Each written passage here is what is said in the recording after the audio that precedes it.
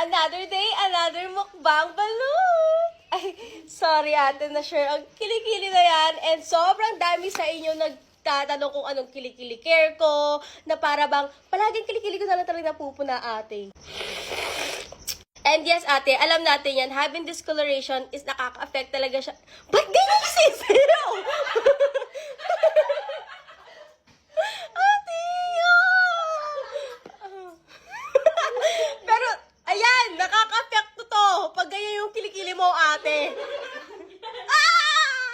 And yes, alam natin yan, na having discoloration talaga, nakaka-affect siya ng confidence. Ang lambot ng balut.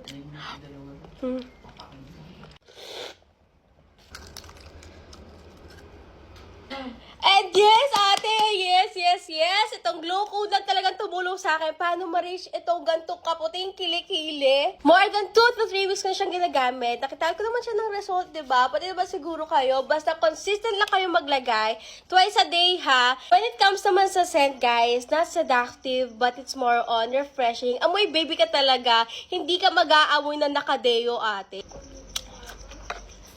And yes, ito ko lang siya na-apply. Wow!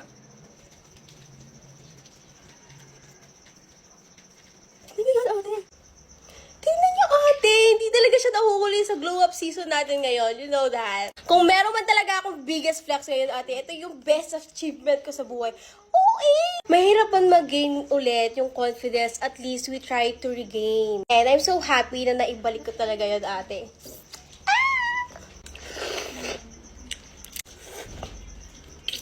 It's so sarap.